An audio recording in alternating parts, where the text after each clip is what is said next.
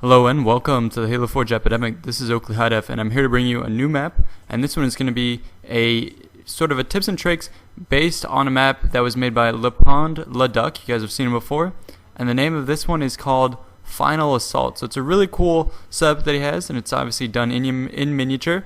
So what the idea is, you have this huge UNSC human fleet coming in, combined air and sea fleet coming in, and they're moving on this Covenant facility over on the left. So we'll go ahead and take a look at it. It has a lot of nice structures in it that I like a lot. Not only the sort of Halcyon class cruiser up here, I believe, or the frigate in the back, but also all these small ships down here that I think look really nice. And then also some more turrets over there that we'll take a look at. But I guess what we'll start off with first is the ships down here. These are really nice. I haven't yet done a tutorial on miniature, battleships, which I think is really cool when done correctly. So this is going to be basically what I'm going to base future things off of if I do build them, because I think Le Pond Le Duc was able to pull them off very, very nicely here. He has a whole variety of different crafts coming from, small battleships. This one has more sort of radio towers around it, and then you have a sub, you have small little battleships and destroyers, and then over here, this one even has an opening that we'll get to later. So basically, to make the different ships, what he does is he starts off with a block right here.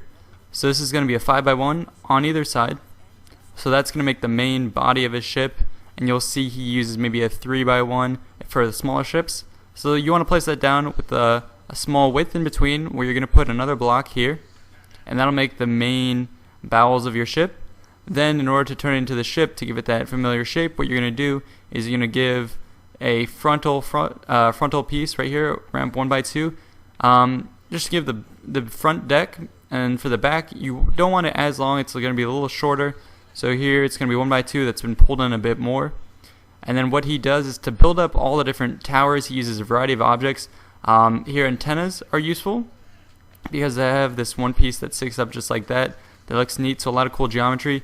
This is just the part of a small window. So go ahead and use anything that's sort of smallish and skinny that has nice geometry to add to the ship. This is right here part of a door, so you can see the piece here sticking out, and on the other side, just to make different control towers. And then what he's done over here is put more railings, antenna pieces, and another railing piece here.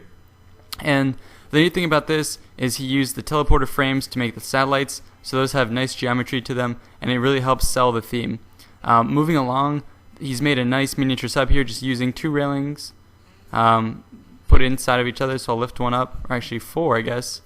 Yeah, place next to each other just like this, make a rounded shape. So he has one here, and then 2 on the bottom. And then to make this part here, this is a railing sticking up and down with an antenna piece coming up here. And then to make the back, which would be the sort of the engine and where the propeller would go, this is just going to be part of a glass sail. So it's just the very tip that he puts right here, and it ties it well together. These ships are pulled off because for the most part you can hide what's under them. I'll go ahead and take a look underwater real briefly. You can see there's a lot underwater, and that's the trick you do when you're building miniatures, is you want to use large objects and hide most of them, so you only get the little tips sticking out. So over here, another ship. This one looks really awesome. I love the size of it, and just the different styles he's gone for pulling off the different ships. This one has the 5x1s that we were talking about, but this time they're putting on inclines, and there's 2 of them. Then he's made a sort of a nice flight deck here, a door here. This is just part of a huge satellite piece, so he's used the upward moving part here to ramp up into his main control tower. He's put more of these antennas sticking out. Over in the back, he's made another control tower made out of railings. He's got a railing here, or this is made out of columns. He's got a railing here, bridge small. And then over here, what I like is this would be where maybe these small ships would take off and land. So to pull off each one, this is just going to be a door piece. And then to make the ramps, these are just blocks that he put in just like that, in order for presumably the people on the ship to walk up and get in there. So he's done a lot of cool details on this. Moving on, over here is another small destroyer. Again, the blocks on either side. Here's made a cool little turret here, which I like a lot. And over in the back, he's made even more ships. Here's another one with more turrets. And in the front and the back, instead of using the ramps, he's made it kind of slope upward. This is going to be a bank 1x1 piece in the front and the back, which I think looks really neat. Another one back here. This one's a little sleeker, and he's put the satellites in the back, pushing out either way to make it look like these might hold, satellite stations or something like that. So I think that was really tight. And the one over here is kind of a carrier troop deployer ship, where you have again the 5x1s here top and on the sides. And he's got railings, bridge piece here, and then he has openings on the side, make it seem like these would be able to deploy out the sides. So this is really cool. And then over in the front, what he's done is he's made an opening here, and then on the inside, what you have is a sort of a holding dock. He's made a crude sort of weapon assimilation here to make it seem like this would be either a ship that could come out, on the water, or that might fly. So this is really cool. This is like what you might have seen being used in the Pacific during World War II, where they had these larger ships that would go and deploy the landing craft, which would kind of fly out of here and go and attack the beaches. So this is kind of the same type of thing that he has set up here, and the U.S. Navy does have several of these still in use. Then he's got a bunch of ships flying around, which are really cool, using different weapons combined together to give a nice, cool, different profile. And then over on the top, he doesn't just have a naval fleet; he has a sort of an aerial fleet up top, which he's added these really cool, triangles with the or not triangle, wedge formations of these spikers to make it seem like there's a bunch of ships, flying out, accompanying these larger ships. So they're in attack or bombing formations, which looks really cool. So the way he's pulled off this ship right here is he's just put a bunch of these block 3x3s together to make the main body here. And over around the sides, what he did is he just put walls here, curved around each of the edges. And this kind of does resemble the Halcyon class, which is the Pillar of Autumn, but he added some details. I'm not sure. You guys will have to correct me on this, what the actual name of this type of ship is. And then also, what he's done is he's connected the front, or the larger part in the back, to the front using another block here. So just a 2x2 to link it to the front. And then the way most of the UNSC ships are designed is they're fat in the back, and then they kind of telescope into smaller and smaller pieces. So that's what he's done here. And in the connections, he hasn't just made it, gradually step down. He has added more intricacies. So for example, adding this corner piece right here, he makes it seem like the two are joined, and he's left a little gap, which looks nice. And then over in the front, he has just this one block 1x1 tall here, and then in the front, which would be where the the main deck would be, he's got two railings and a satellite here, which would be the MAC gun. Oh, actually over here, I guess, would be where maybe the captain's station would be. And then over here for this one, this is a bigger frigate that we've done a tutorial on before for X-133. It looks really neat.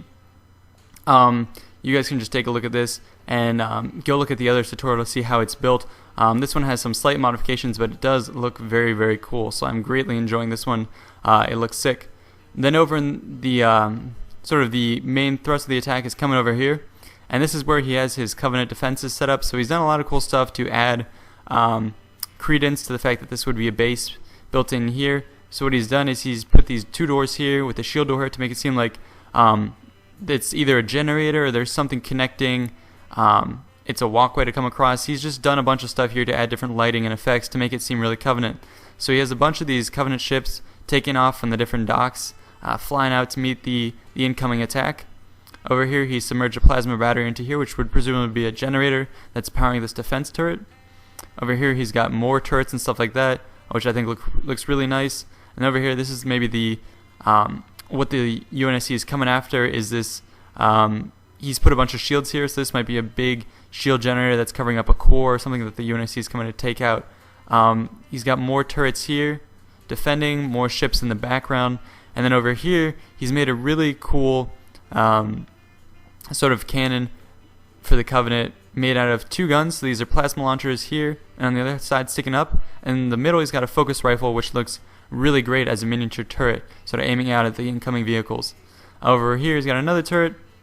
And then right over here, he's made another missile launcher, which would maybe shoot plasma. He's got more defenses, more shield doors, even more turrets. So he's got all sorts of stuff. And over here, this is a really cool device that would maybe come down and drill down here. So maybe that's the purpose of the Covenant installation here.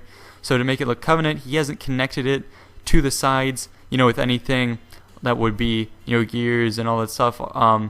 It's not pinned to anything. It's actually levitating by these grav lifts. So that's how he was able to sell the theme that this is Covenant. yeah, so guys, I hope you enjoyed this.